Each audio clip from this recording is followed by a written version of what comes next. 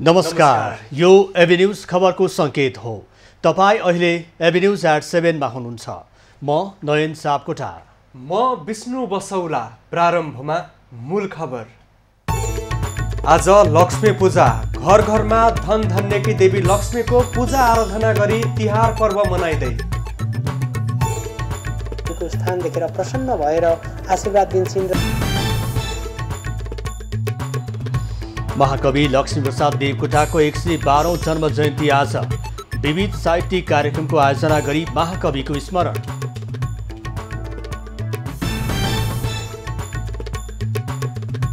दाहालको प्रस्तावले सत्तारूढ नेकपामा सङ्कट। प्रधानमन्त्री ओली सहितका नेताद्वारा राष्ट्रपतिसँग छलफल।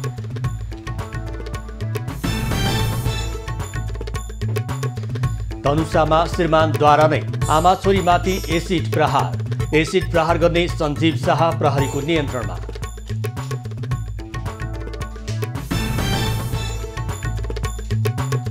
नेपालमा थप 1946 जनामा कोरोना संक्रमण। 13 जनाको मृत्यु, 2503 जना निको भए। फिलिपिन्समा आँधीपछि आएको बाढी पहिरोमा परेर 42 जनाको मृत्यु, 20 जनाभन्दा बढी बेपत्ता।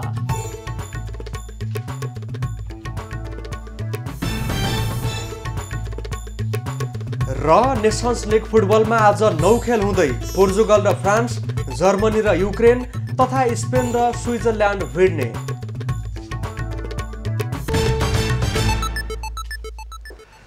नयन, तिहारको आज महत्त्वपूर्ण दिन। धन धन्य र सम्पन्नताकी देवी लक्ष्मीको पूजा आराधना गरी अहिले दीपावली पर्वका लागि निकै नै हर्षोल्लासको वातावरण बनिरहेको छ। घर घरमा दीप प्रज्वलन, झिलिमिली बत्ती। अब हुन त देउसी भैलोको जुन प्रचलन छ यस वर्ष सरकारबाट पनि नखेल्नका लागि अनुरोध गरिएको छ र कहीँ कहीँ भने सानो समूहमा केटाकेटीहरूले रमाइलो भने गरिरहेका छन्। अब खबरको सिलसिला प्रारम्भ गरौँ आज लक्ष्मी पूजा सम्बन्धी प्रसङ्गबाट।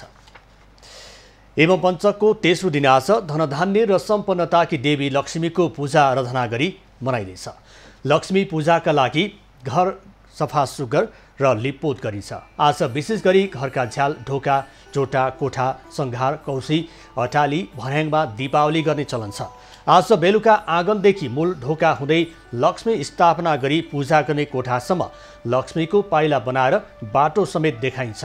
लक्ष्मीको पूजा आराधना गर्नाले वर्ष दिनभरि घरमा लक्ष्मीले बास गर्ने धार्मिक विश्वास छ।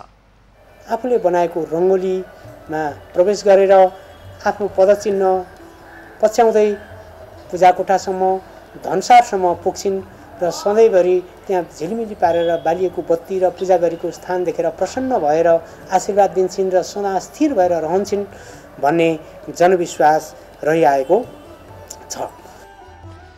केराको सुत्लो अथवा माटाको पालामा दीप प्रज्वलन गरी झिलिमिली बनाइन्छ। दीपावली गरिसकेपछि पूजा कोठामा दियो, कलश र गणेशसहित लक्ष्मी स्थापना गरेर गरगहना, पैसा, धान, चामल, फलफुल, सेलरोटी र फुलमाला चढाएर विधिपूर्वक लक्ष्मीको पूजा आराधना गर्ने प्रचलन छ। आज समूह बनाएर घर घरमा भैलो समेत खेलिन्छ, तर कोरोना संक्रमण जोखिमका कारण यस वर्ष भिडभाड र समूहमा भेला भएर भैलो नखेल्न सरकारले आग्रह गरेको छ। श्री पञ्चमहालक्ष्मी मन्दिरमा प्रत्येक वर्ष चाहिँ यस वर्ष पनि श्री पञ्चमहालक्ष्मीको पूजा आराधना सम्पन्न भएको छ। शनिबार लक्ष्मी पूजाका अवसरमा विशेष गरी पूजा सम्पन्न गरिएको हो। 5वटा लक्ष्मीको विधिवत रूपमा पूजा आराधना गरिने यस पूजामा लक्ष्मी, भोगलक्ष्मी, ज्ञानलक्ष्मी, मोक्षलक्ष्मी, महालक्ष्मी सहित पञ्चमहालक्ष्मीको विशेष पूजा गरिएको हो। मुक्तिनाथ पीठाधीश्वर स्वामी कमल नयनाचार्यको सङ्कल्पमा आयोजित पूजामा काठमाडौँ, भक्तपुर, ललितपुर लगायतका स्थानबाट भक्तजनको सहभागिता रहेको थियो। करिब 2 घण्टा लगाएर पञ्चमहालक्ष्मीको विधिवत आराधना गरिएको थियो। यस वर्ष कोरोना संक्रमण जोखिमका कारण पूजा आराधना कार्यक्रममा विगत वर्षको जस्तो भक्तजनको भिड लागेको थिएन। महाकवि लक्ष्मीप्रसाद देवकोटाको 112औं जन्म जयन्ती शनिबार मनाइएको छ। जन्म जयन्तीका अवसरमा देवकोटाको शालिगमा माल्यार्पण गरिएको छ। महाकवि देवकोटाको जन्म विक्रम सम्वत 1966 मा कार्तिक कृष्ण औँसी अर्थात् लक्ष्मी पूजाका दिन काठमाडौँको दिल्ली बजारमा भएको थियो। 10 वर्षको उमेरमा कविता लेख्न सुरु गरेका देवकोटाका थुप्रै महाकाव्य, खण्डकाव्य, निबन्ध, कथा, नाटक, उपन्यास, गीत, समालोचना र फुटकर कविता प्रकाशित छन्। नेपाली साहित्यमा आधुनिक महाकाव्य लेखनको थालनी गरेका देवकोटाको मुना मदन खण्डकाव्य नेपाली भाषामा प्रकाशित हालसम्म सबैभन्दा बढी बिक्री भएको पुस्तक हो। 2016 सालमा उनी शिक्षा तथा स्वायत्त शासन मन्त्री हुँदा नेपालभर नेपाली भाषालाई अनिवार्य विषयका रूपमा लागू गराएका थिए। 3 महिनामा शाकुन्तल महाकाव्य, 10 दिनमै सुलोचना महाकाव्य र एकै दिनमा कुञ्जिनी खण्डकाव्य लेखेका देवकोटामा तुरन्त कविता लेख्न सक्ने क्षमता समेत थियो। आँसुकवि देवकोटाको कविता प्रतिभा, कविताको गुणात्मक मूल्य र सङ्ख्यात्मक योगदान आज पनि अद्वितीय रहेको छ। चरम आर्थिक अभाव र पारिवारिक वियोगसँगै राजनीतिक सक्रियताका बीच पनि उच्च स्तरका साहित्य नेपाल र नेपालीलाई प्रदान गर्नु उनको साहित्यिक विशेषता हो। नेपाली साहित्यको श्रीवृद्धिमा सहयोग पुर्याउने स्रष्टाहरूलाई आज मानव अधिकार तथा शान्ति समाजले काठमाडौँमा सम्मान गरेको छ। लक्ष्मी जयन्तीको अवसर पारेर समाजले अशेष मल्ल, पूर्णभक्त दुलाल आहुति, निलम कार्की निहारिका, व्याकुल माइला, प्रमोद प्रधान, गोविन्द राज विनोदीलाई सम्मान गरेको हो। कार्यक्रममा गजलकार ज्ञानवाकर पौडेल, प्रिया पत्थर, बसन्ती कुमार चौधरी, बालिका चौधरी र रेणु गुप्तालाई पनि पुरस्कृत गरिएको छ। कार्यक्रममा कङ्ग्रेस वरिष्ठ नेता रामचन्द्र पौडेल र गगन थापाले साहित्य क्षेत्रले नेपालको राजनीतिक परिवर्तनमा समेत सहयोग पुर्याएको बताए। छेत्रीको छोरो यो पाउ छुन्छ, घिनले छुँदैन, मानिस ठुलो दिलले हुन्छ, जातले हुँदैन। अब उहाँ चाहिँ एउटा वास्तवमा भनेदेखि किसिमको जनवादी कवि, किसिमको प्रगतिवादी कवि पनि हुनुहुन्थ्यो। तर जेलमा बस्दाखेरिमा कम्युनिस्टका साथीहरूसँग मेरो चाहिँ कहिलेकाहीँ उहाँहरूको चर्चा, कविहरूको चर्चा गर्दा उहाँहरूले लक्ष्मीप्रसाद देवकोटालाई अलिकति प्रगतिवादी कवि मान्नुहुन्थ्यो, बुर्जुवा कवि मान्नुहुन्थ्यो। राजनीतिले कहिलेकाहीँ हामी समाजलाई एउटा जमेको पोखरी जस्तो बनाइदिएका हुन्छौँ। यहाँ साहित्य छ, साधना छ, सृजना छ, स्रष्टाहरू हुनुहुन्छ र यो बगेको नदी जस्तो भइरहेको हुन्छ। केही न केही कुराहरू त्यसले जीवन पाइरहेको हुन्छ। यो जीवन ग्लोरिफाई पनि गर्नै पर्नेछ। हामीसँग भएका कतिपय कुराहरूको बारेमा यसको ग्लोरिफाई गर्नुपर्नेछ, यसलाई एक्नोलेज गर्नुपर्नेछ, यसका बारेमा नयाँ पुस्ताका साथीहरूलाई अझ बताउनु पर्नेछ। तर सँगसँगै यो मानवाधिकार शान्ति समाजको पनि कर्तव्य हो, हामी राजनीतिक कर्मीको कर्तव्य पनि हो, स्रष्टाहरूको पनि कर्तव्य हो। हामीले कतिपय कुराको आफू भर्सना गर्नु। शान्ति समाजले हरेक वर्ष लक्ष्मी जयन्तीको अवसर पारेर स्रष्टाहरूलाई सम्मान गर्ने गरेको छ। कार्यक्रममा शान्ति समाजका संस्थापक कृष्ण पहाडीले नेपाली साहित्यको श्रीवृद्धिमा सहयोग गर्ने स्रष्टालाई वर्षेनी सम्मान गर्ने कार्यक्रमलाई निरन्तरता दिने जनाए। उपत्यकासहित शान्ति समाजले नवलपरासी, पर्सा, कैलालीमा पनि सम्मान कार्यक्रम गरेको थियो। राष्ट्रपति विद्यादेवी भण्डारी र प्रधानमन्त्री केपी ओली बीच आज भेटवार्ता भएको छ। सत्तारूढ नेकपाभित्र विवाद चुलिएको समयमा प्रधानमन्त्री ओली शीतल निवास पुगेर भण्डारीसँग भेट गरेका हुन्। केही दिन अघि नेकपामा विवाद चुलिएको समयमा भण्डारीले उपाध्यक्ष वामदेव गौतम र सचिवालय सदस्य रामबहादुर थापालाई भेटेर पार्टीभित्रको विवादमा सहमति खोज्नको लागि आग्रह गरेकी थिइन्। नेकपा अध्यक्ष ओली र अर्का अध्यक्ष दाहालले एकअर्कालाई आरोप लगाउँदै पत्राचार गरेको भोलिपल्टै भण्डारीले प्रधानमन्त्रीसँग परामर्श गरेकी हुन्। परामर्शमा ओली निकट केही नेता समेत सहभागी भएको बताइएको छ।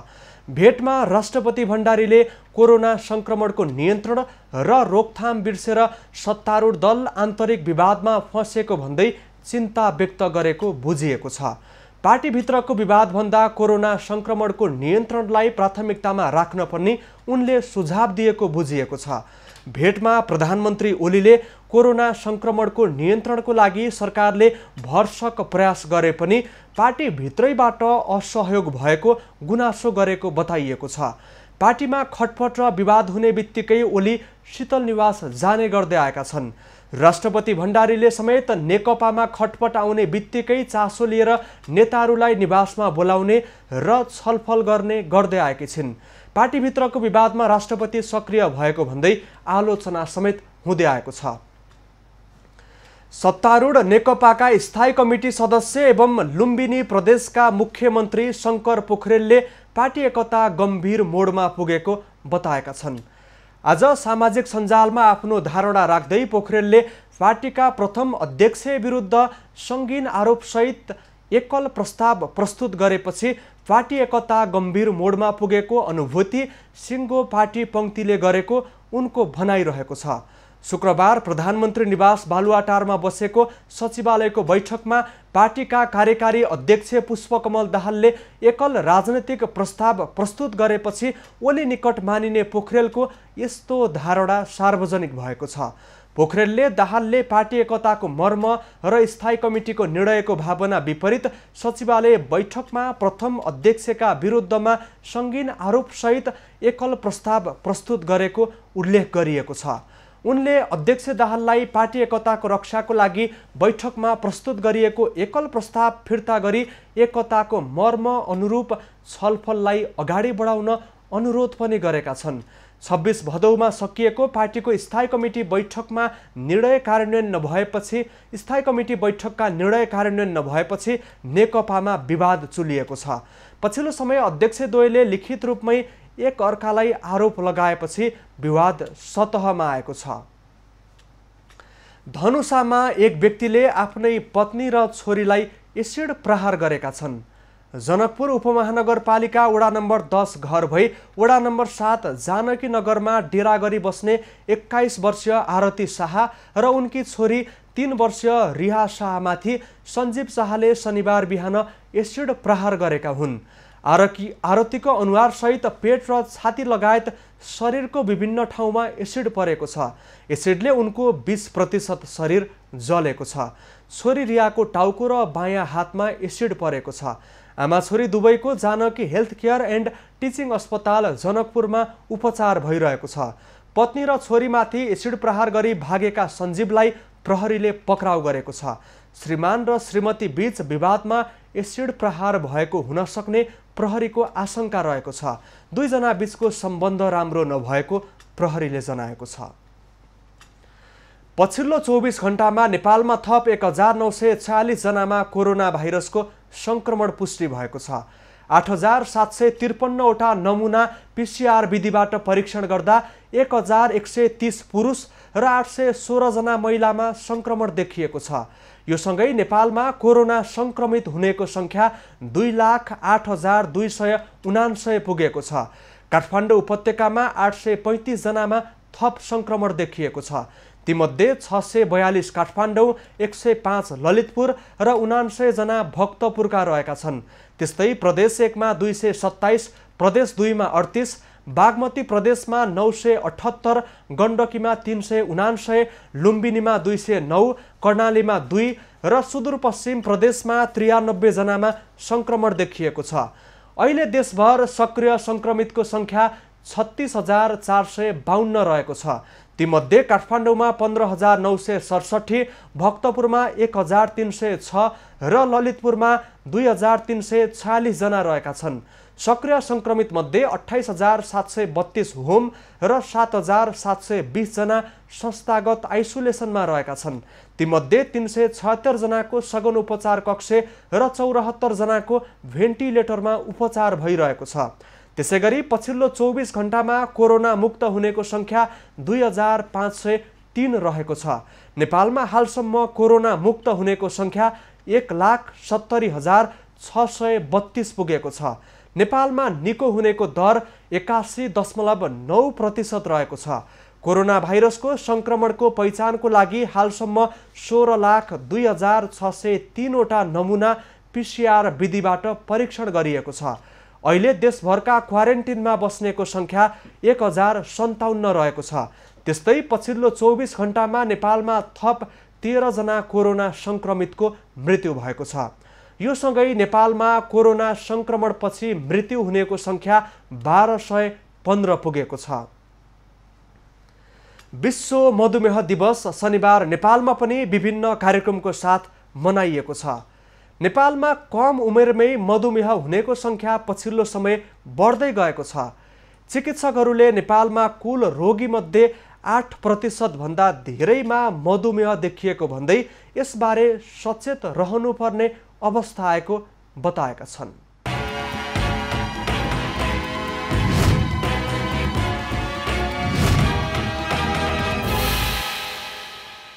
मधुमेहलाई चिनी वा सुगर रोग पनि भन्ने गरिन्छ।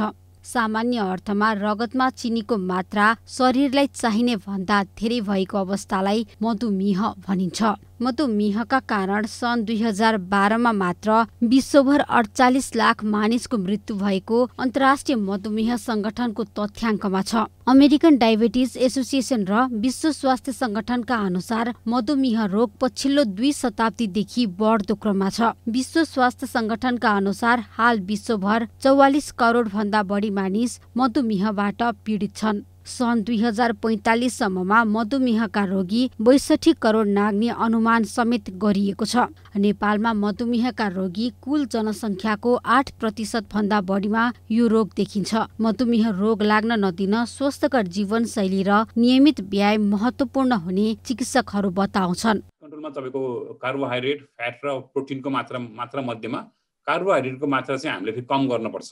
राइसको मात्रा कम गर्ने, रोटीको मात्रा कम गर्ने, ढेँडोको मात्रा कम गर्ने, च्याख्लाको मात्रा कम गर्ने। तर बढाउनु पर्ने भनेको तपाईँको भेजिटेबल्सहरू हो।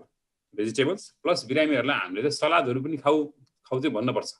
र हरेक पटक बिरामीलाई खाना खाइसकेपछि फिजिकल एक्टिभिटी हिँड्न मिल्छ भने खाना खाइसकेपछि पनि हिँड्नु भन्नु पर्यो। र नियमित औषधि उहाँहरूले डक्टरको सल्लाह बमोजिम लिनुपर्छ।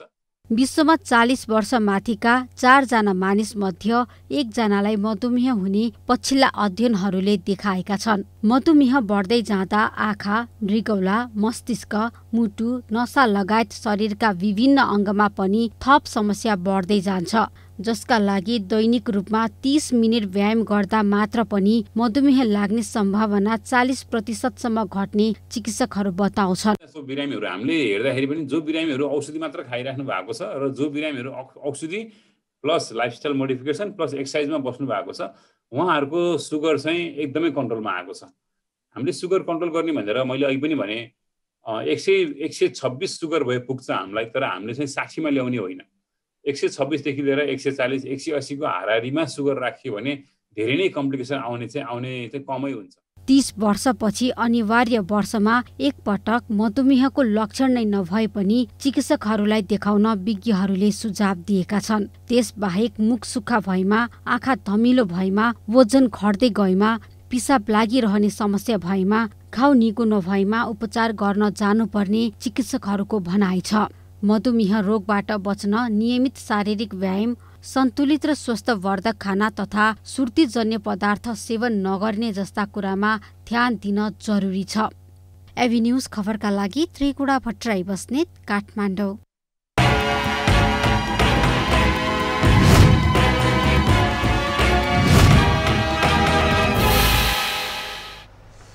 नयन, लामो समयदेखि ठप्पर अस्तव्यस्त बनेको पर्यटन क्षेत्र पछिल्लो समय चलायमान हुन थालेको छ। सरकारले विदेशी पर्यटकलाई पर्वतारोहण सहितका केही क्षेत्रमा शर्तसहित खुल्ला गरेको छ भने देशभित्रका रमणीय गन्तव्यमा स्वदेशी पर्यटकको भिडभाड देखिएको छ। कोरोनाको कारणले गर्दाखेरि जसरी पर्यटकहरूको आगमन शून्य रहेको विभिन्न स्थानमा अहिले आन्तरिक पर्यटकको चहल पहल पनि बाक्लिएको छ भने विदेशी पर्यटकहरूको सुस्त गतिमा आगमन भइरहेको छ। केही उच्चपदस्थ व्यक्तिहरूले आरोहण गर्दाखेरि यसको सकारात्मक प्रभाव परिरहेको छ। अबको क्रममा पर्यटन मन्त्रीको भनाइ सम्बन्धी प्रसङ्ग। संस्कृति, पर्यटन तथा नागरिक उड्डयन मन्त्री योगेश भट्टराईले नेपालको पर्यटन क्षेत्रले गति लिन थालेको बताएका छन्। आमदबलम हिमालको सफल आरोहण गरी काठमाडौँ फर्किएका कतारका राजकुमार शेख मोहम्मद बिन अब्दुल्ला एम अल थानी सहितको टोलीसँगको भेटपछि उनले कोरोना संक्रमणको जोखिम कायमै रहे पनि छिमेकी मुलुकबाट उच्च पदस्थ व्यक्तिहरू नेपाल भ्रमणमा आउनु पर्यटन क्षेत्र बिस्तारै आफ्नो गतिमा अगाडि बढ्न थालेको बताएका हुन्। पछिल्लो समय सरकारले पर्यटन क्षेत्र खुल्ला गर्ने निर्णय गरेसँगै अहिले विदेशी पर्यटकहरूको आगमन पनि बढ्दै गएको मन्त्री भट्टराईले बताए। आमदबलम हिमाल आरोहणपछि राजकुमार शेख मोहम्मद आइतबार देश फर्किएपछि नेपालको पर्यटन क्षेत्रमा सकारात्मक सन्देश जाने उनको भनाइ छ। आजको कोभिड-19 को महामारीको बीचमा नेपालको निम्ति यो उत्साहजनक खबर हो कि हाम्रो हिमालहरू आरोहण गर्न विश्वका मान्छेहरू लालायित छन्, उहाँहरू आउन चाहनुहुन्छ। तर कोभिड-19 को कारणले सबैले अनुमति प्राप्त गर्नुभएको छैन। नेपाल सरकारले अहिले पछिल्लो निर्णयबाट हिमाल आरोहण र पदयात्रालाई सबैको निम्ति खुल्ला गरेको छ। राजकुमार शेख मोहम्मदले लामो समयदेखि आफू नेपाल भ्रमणमा आइरहेकोले गर्दै छिट्टै आफू अर्को भ्रमणमा आउने विश्वास दिलाए। हरेक वर्ष एकपटक नेपालको भ्रमणमा आफू आउने गरेको उनले बताए। I think we had a very brave team that said we should be brave and go try climbing, and we are very happy and proud that we managed to summit Amadablam and have the first summit of 2020, and it's a great honor for us all, and it will certainly not be our last trip to Nepal. I'm looking forward to visit again very soon. राजकुमार सहितको टोलीले बुधबार आमादबलम हिमालको सफल आरोहण गरेको हो। Corona महामारीका कारण विश्वको पर्यटन क्षेत्र धराशायी बनेका बेला विदेशी हाई प्रोफाइलले नेपालका हिमाल आरोहण गरेको यो दोस्रो पटक हो। यसअघि बहराइनका राजकुमार सम्मिलित 18 जनाको टोलीले लोबुचे र मनासको हिमाल आरोहण गरेका थिए। शनिबार सबै नेपालीका घर आँगनमा कुकुरलाई पूजा गरी मिठा मिठा खानेकुरा खुवाएर कुकुर तिहार मनाइएको छ। आजको दिन कुकुरको पूजा नगरी खाएमा पाप लाग्ने भनाइ पनि छ। तर काठमाडौँमा एउटा यस्तो समूह पनि छ जसले दैनिक रूपमा उपत्यकाका विभिन्न ठाउँमा पुगेर सडकमा बस्ने कुकुरलाई आफ्नै खर्चमा खाना खुवाउने काम गरिरहेको छ। तिहारको अवसरमा कुकुरलाई पूजा गरी विशेष प्रकारका खानेकुरा खान दिने चलन पनि छ। यस दिन आफ्नो घरमा पालिएका कुकुर बाहेक सडकमा बस्ने कुकुरहरूको समेत पूजा गरिन्छ। मिठो मिठो खानेकुरा खुवाइन्छ। अन्य दिनमा भने सडक कुकुरका लागि मानिसहरूले खासै महत्त्व दिँदैनन्। तर काठमाडौँमा एउटा यस्तो समूह छ जसले दैनिक रूपमा उपत्यकाका विभिन्न ठाउँमा पुगेर कुकुरहरूलाई खाना खुवाउने काम गर्छन्। सौरभ रिमाल लगायतको समूहले दैनिक रूपमा कुकुरहरूलाई खाना तयार गर्ने र विभिन्न ठाउँमा पुगेर खाना खुवाउने काम गर्छन्। काठमाडौँको टेकु स्थित फोहोर मैला व्यवस्थापन गर्ने क्षेत्र, गङ्गबु स्थित नयाँ बस पार्क, भ्रिकुटी मण्डप, कीर्तिपुरको त्रिभुवन विश्वविद्यालय क्षेत्र र ललितपुरको भैरव आसपासका क्षेत्रमा पुगेर उनीहरूले कुकुरलाई खाना खुवाउँदै आएका छन्। भोकका कारण सडक कुकुरहरूलाई मर्ने अवस्थामा देखेपछि डल्ले रेस्टुरेन्टमा खाना पकाई विभिन्न ठाउँमा पुर्याएर खाना खुवाउने काम दैनिक रूपमा गरिरहेको रिमालले बताए। आज मात्रै होइन कि भोलि पनि खुवाउनेछौँ र विगतका दिनहरूमा पनि खुवाउनेछौँ र यो सबै खानाहरू चाहिँ हामीलाई चाहिँ डल्ले रेस्टुरेन्टले प्रोभाइड गरिदिनुहुन्छ। सो हामीले सबै खानाहरू चाहिँ डल्ले रेस्टुरेन्टमै कुक गरेर अनि त्यो खानाहरू चाहिँ डिस्ट्रिब्युट गर्छ। शनिबार काठमाडौँको टेकु क्षेत्रमा पुग्दा उनीहरूले कुकुरलाई खाना खुवाउँदै गरेको अवस्थामा भेटिए। लकडाउन सुरु भएसँगै सडकमा रहेका कुकुरहरूलाई उनीहरूले खाना खुवाउँदै आएका छन्। सडकमा रहेका कुकुरहरूलाई आगामी दिनमा समेत खाना खुवाउने कामलाई निरन्तरता दिने योजना उनको छ। कुकुर तिहारमा मात्र नभएर अन्य दिनमा पनि आफ्नो घर बाहिर रहेका कुकुरहरूलाई खाना खुवाउने बानी बसाल्न रिमालको आग्रह छ। त्यही हो, अब एउटा क्षणिक 5 मिनटलाई मात्रै नमनाइदिनु कुकुर तिहार। हामीले सोचौँ कि हाम्रै इकोसिस्टममा भएको कुकुरलाई कसरी हुन्छ हामीले चाहिँ एउटा माया गरेर हामीसँगै एउटा साथी जस्तरी चाहिँ हामी राखौँ भन्ने एउटा इच्छा। अन्य ठाउँबाट सहयोग जुटाएर भन्दा पनि आफ्नै खर्चमा रिमालले खाना खुवाउँदै आएका छन्। केही साथीभाइले कहिलेकाहीँ सहयोग गरे पनि अधिकांश दिन आफ्नै खर्चमा खाना तयार गर्ने गरेको उनले जानकारी दिए। रातोपुल स्थित डल्ले रेस्टुरेन्टमा खाना तयार गरी विभिन्न ठाउँमा पुर्याएर सडक कुकुरलाई खाना खुवाउने काम उनीहरूका लागि दैनिकी बनेको छ। गत वर्ष तिहारमा सुनसरीको धरानमा 100 मेट्रिक टन फूल भारतबाट भित्रिएको थियो। तर कोरोना कहरका कारण आयात ठप्प हुँदा यो वर्ष एक थुङ्गा फूल पनि भारतबाट आएन। स्वदेशी फूलले नै उपभोक्ताको माग धानेको छ। गत वर्ष स्वदेशी फुलले मूल्य नपाउँदा कृषक तथा व्यापारीले फुल फालेका थिए। गत वर्ष सयपत्री फुल खुद्रा मूल्य प्रति मुठा बढीमा 10 रुपैयाँले बिक्री भएको थियो। तर यस वर्ष सयपत्री फुलको मूल्य ह्वात्तै बढेर खुद्रा मूल्य प्रति मुठा 80 देखि 90 रुपैयाँसम्म कारोबार भएको छ। भन्दा चाहिँ अहिले अलिक रोप्नु चाहिँ फुल 1.5 रोप्नु जस्तो रोपेको थियो फुलको, तर फुल चाहिँ पोहोर जस्तो फुल चाहिँ अलिक भएन होइन, पोहोरभन्दा भाउ चाहिँ अलि आएको। यस वर्ष फुल फुलेर बोटमै सुकेपछि फुलको भाउ आकाशिएको हो। तिहार ढिलो भएको र कोरोनाको कहरका कारण पनि यस वर्ष उपभोक्ताले महँगोमा फुल खरिद गर्नु परेको उपभोक्ताहरूको प्रतिक्रिया छ। भन्दा यसपालि एकदमै महँगो रहेछ होइन, 50 रुपियाँ मुठा हो यो। यसपालिको फुलले तिहार कसरी मनाउने होला होइन, अब कोरोनाको समय पनि र यता महँगीको कारणले पनि अब कसरी हामीले चाड मनाउने होला होइन। सर्वसाधारण चाहिँ एकदमै मारमा परेको छ यो साल। गत वर्षको तुलनामा यस वर्ष स्वदेशी फुलले राम्रो मूल्य पाएको कृषि उपज बजार समितिका अध्यक्ष परशुराम कटवाल बताउँछन्। अब इन्डियाको फुल चाहिँ हामीले मगाएका छौँ न, 2-4जना व्यापारीहरूले ल्याउनु भएको होला। अब हाम्रो पहाडको फुल चाहिँ त्यो पनि भोलि यसको फुलको पूर्ण विवरण अब सबैतिर जानकारी चाहिँ भोलिको बजारले मात्रै थाहा हुन्छ। आज चाहिँ अलिकति फुल महँगै बिकेको। कृषि उपज बजारमा गत वर्ष तिहारमा 300 मेट्रिक टन अर्थात् 5 करोड बराबरको फुलको कारोबार भएको थियो। तर यस वर्ष करिब 700 मेट्रिक टन बढी फुलको कारोबार हुने अनुमान गरिएको छ। धरानमा धनकुटा, तेह्रथुम, भोजपुर, सङ्खुवासभा र मोरङको उत्तरी क्षेत्रबाट फुल वितरण गरेको छ। विनय प्रधान, धरान। व्यावसायिक रूपमा फुल खेती विस्तार हुँदै गएपछि पाल्पा फुलमा आत्मनिर्भर बन्न थालेको छ। स्थानीय र प्रदेश सरकारले तालिम दिई महिलालाई प्रोत्साहन गर्न थालेपछि पाल्पामा व्यावसायिक फुल खेती विस्तार भएको हो।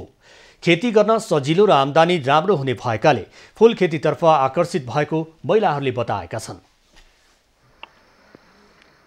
मिहिनेत पनि ठिकै लाग्ने र हामीले बेसरी नै घाटा खान नपर्ने जस्तो पनि हामीलाई अहिले महसुस भइसकेको छ। जुन हामीले बेर्ना बेचिसक्यौँ त्यसबाट पनि एकदमै हामी सन्तोषजनक भएकोले र आगामी दिनमा हामीले यसलाई अझै यो जुन कोभिड विश्वमा नै कोभिडको एकदमै सन्तास छ, यो हटिसकेपछि हामीले यसलाई एकदमै व्यवस्थित र विस्तारित रूपमा लानेछौँ।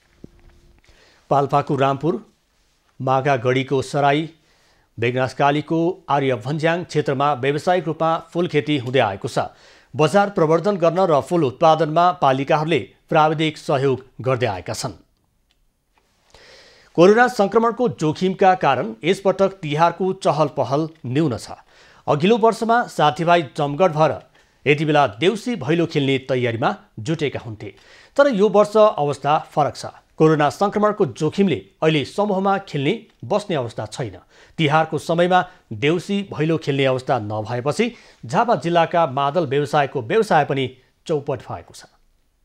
कोरोना संक्रमणको जोखिमका कारण यो वर्ष झापा जिल्लामा पनि तिहारमा गाउँका टोलटोलमा मादल बजाएर देउसी भैलो खेल्ने अवस्था छैन, जसको असर मादल व्यवसायमा पनि परेको छ।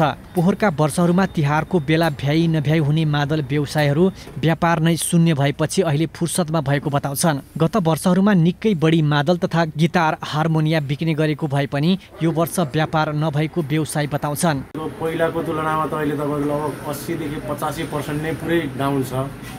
अहिले मान्छेको तपाईँको यहाँनिर फ्लो पनि कम्ती छ र हामीले अब यो कोरोनाले गर्दा एकदम असर पारेको छ र मादलको बिक्री भनेको तपाईँको धेरैभन्दा धेरै हुनुपर्ने, तर यसपालि धेरै घटेको छ। यो अब सायद कोरोनालाई नै गर्दाखेरि नै हो। कोरोना संक्रमणको कारण बजार नभए पनि मूल्यमा भने कुनै परिवर्तन नभएको व्यवसायीको भनाइ छ।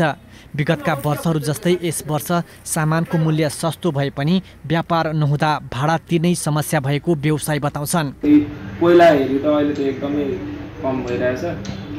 पहिला चाहिँ तपाईँको अब यति बेला दसैँ तिहारको छेउछाउमा चाहिँ राम्रो हुन्थ्यो, भिडभाडहरू हुने, अब तपाईँको मादल गिटारहरू धेरै सेलहरू हुने गर्थ्यो। योपालि चाहिँ अब यो पेन्डेमिकले गर्दाखेरि मान्छेहरू बाहिर निस्किनै डराउनु भइरहेछ होइन, त्यहीमाथि केसहरू बढिरहेछ। त्यसले गर्दाखेरि अब त्यस्तो पहिला जस्तो मार्केट त छैन। गत वर्षमा यो समयमा साथीभाइ जमघट भएर देउसी भैलो खेल्ने तयारीमा जुटेकाहरू यसपटक स्थानीय सरकारले समेत देउसी भैलो नखेल्न आग्रह गरेको तथा संक्रमणका त्रासका कारण तयारी नै नभएको बताउँछन्।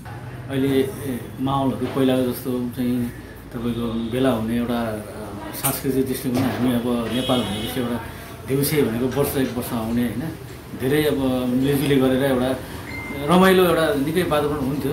अहिले चाहिँ अब तपाईँको यो कोभिडले गर्दाखेरि लगभग अलिकति भिडभाड पनि होइन जस्तो गर्ने त एउटा सतर्कता सबैमा हुनै पर्ने छ। त्यसले गर्दा मान्छे सचेत भएर त्यति पहिलाको जति चाहिँ गर्नु होला। देउसी हामी त पहिला यसो हाम्रो एउटा क्लब थियो त्यतिखेर खेलिन्थ्यो। अहिले देउसी हामी खासै त्यसै व्यवसायिक देउसी खेल्दैनौँ।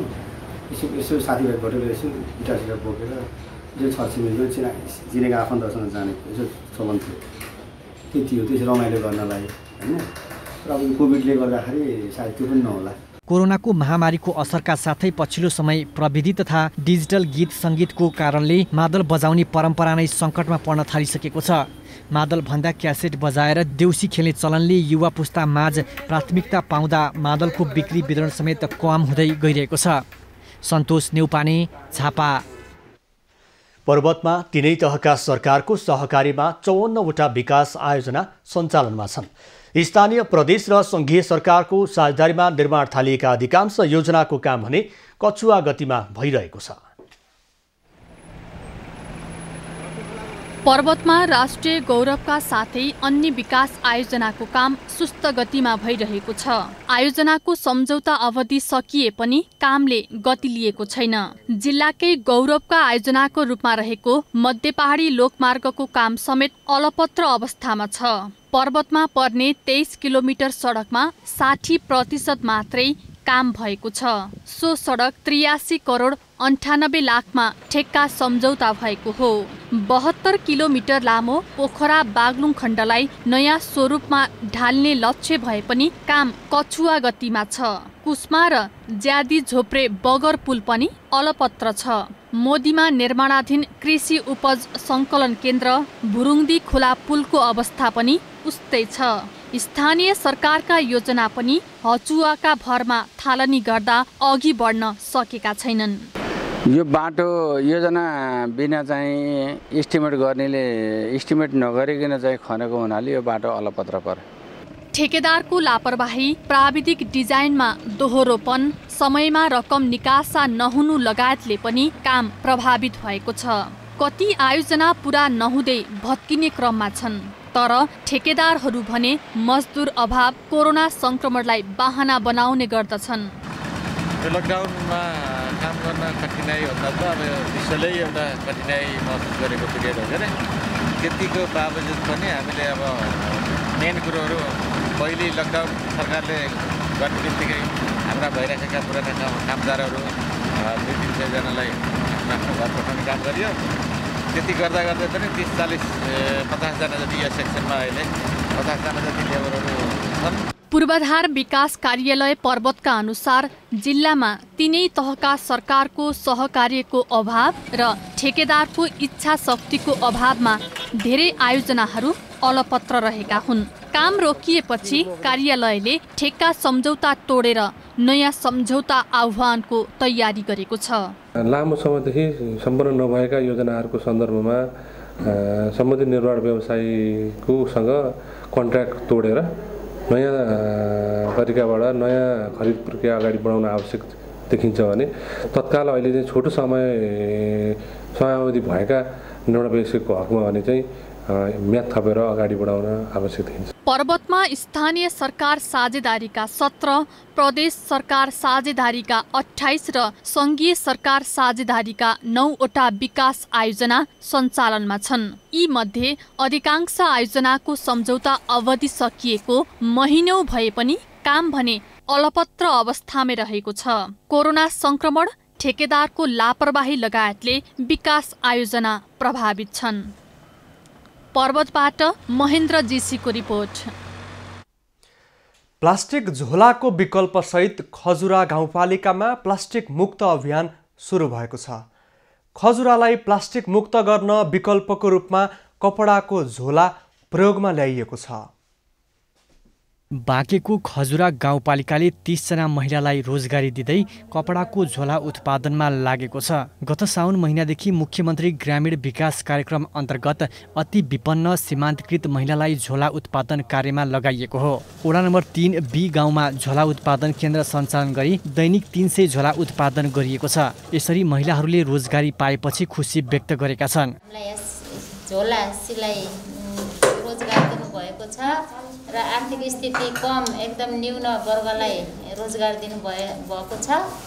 अनि अब मेरो पनि घरमा सहयोग गर्ने कमाउने मान्छे नभएको हुनाले मैले यो काम पाएको छु।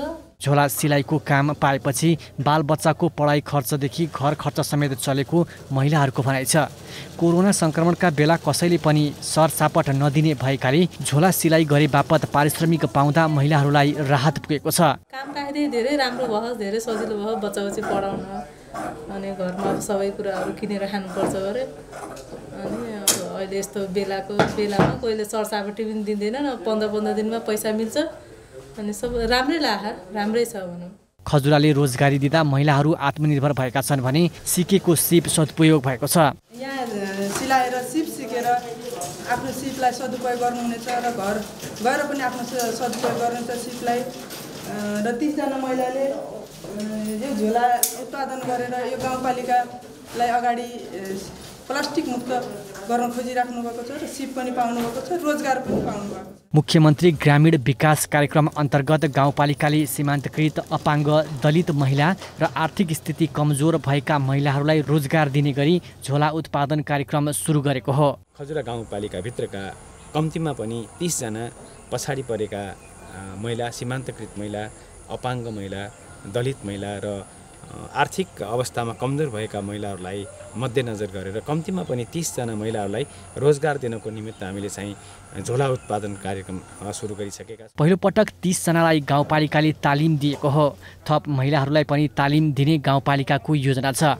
वैकल्पिक रूपमा झोला उत्पादन हुँदा प्लास्टिक मुक्त अभियानलाई टेवा पुग्ने विश्वास गरिएको छ। नेपालगञ्ज ब्युरोको रिपोर्ट। नजिक आएको चाडपर्व भन्दा यति बेला बागलुङका कृषकलाई धान भित्र्याउन भ्याइ नभ्याइ छ। किसानहरू अहिले असारमा लगाएको धान बाली काट्ने, धान झाँट्ने, गोरु लगाएर परालको दाई हाल्ने अनि घरमा लगेर थन्क्याउने काममा व्यस्त रहेका छन्।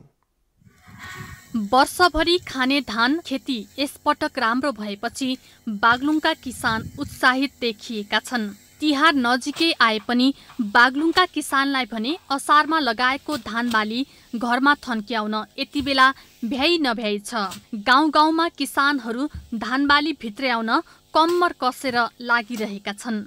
दशैं अघिदेखि सुरु भएको धान काट्ने काम लगभग अन्तिम चरणमा पुगेको छ।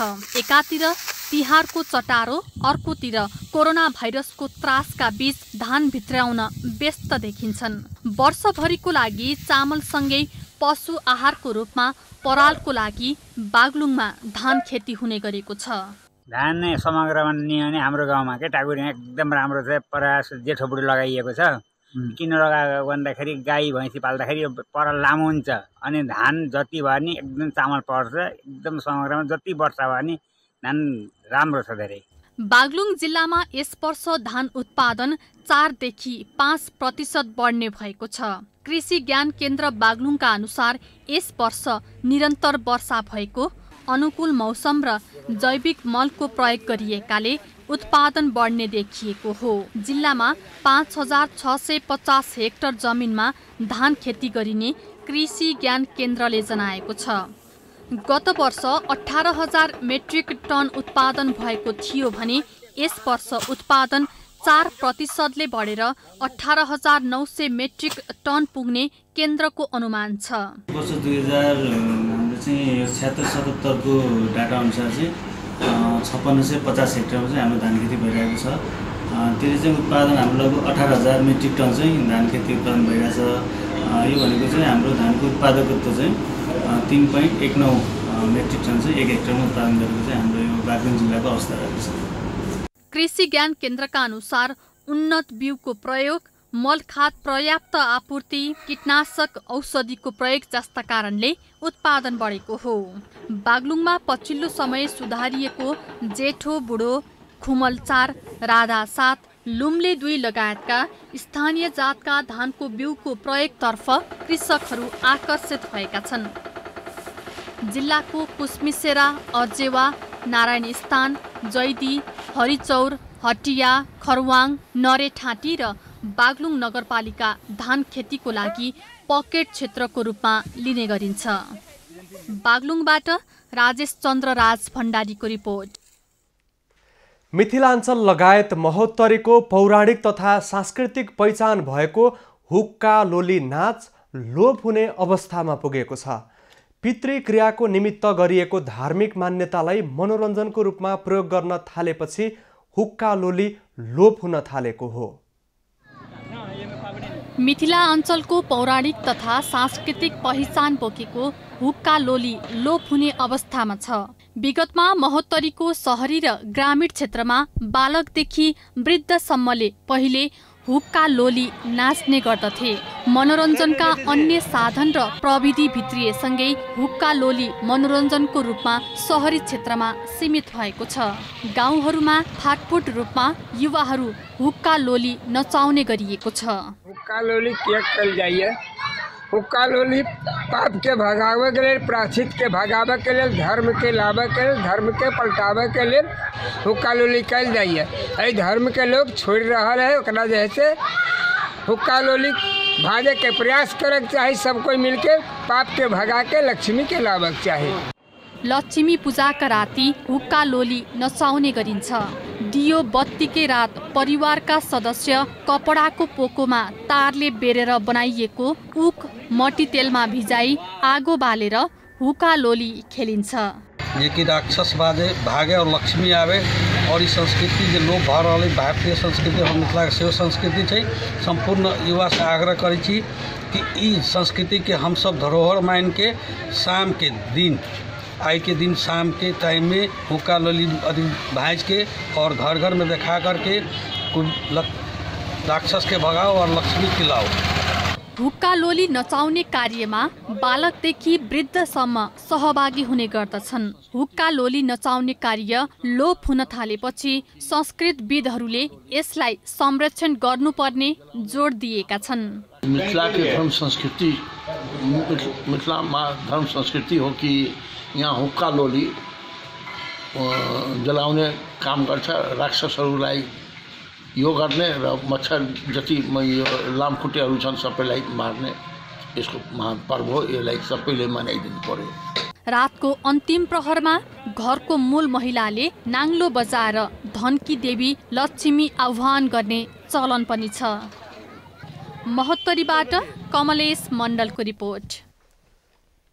अब पालो एबी न्यूज एट मौसमको। एबी न्यूज एट मौसमको साथमा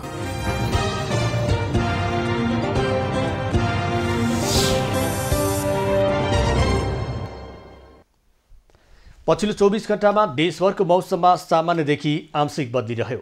आज राति कर्णाली र सुदूरपश्चिम प्रदेशका भूभागमा आंशिकदेखि सामान्य बदली रही बाँकी भूभागमा मौसम सामान्यतया सफा रहने जल तथा मौसम पूर्वानुमान महाशाखाले जनाएको छ। काठमाडौँ उपत्यकाको आजको अधिकतम तापक्रम 25 डिग्री सेल्सियस र न्यूनतम तापक्रम 8 डिग्री सेल्सियस मापन गरियो। आज देशभरको मौसम कस्तो रहे त हेरौँ देशका विभिन्न स्थानको मौसमी अवस्था।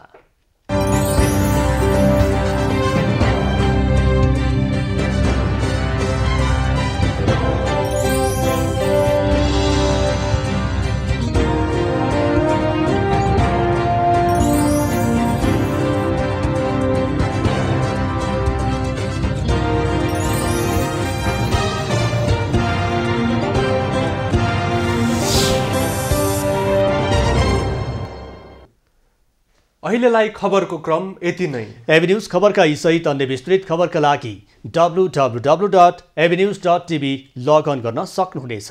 युट्युब, फेसबुक र ट्विटरमा पनि हामीलाई फलो गर्न सकिनेछ। खबर भित्रको खबरका लागि हेर्दै रहनुहोला एबी न्यूज खबर। नमस्कार।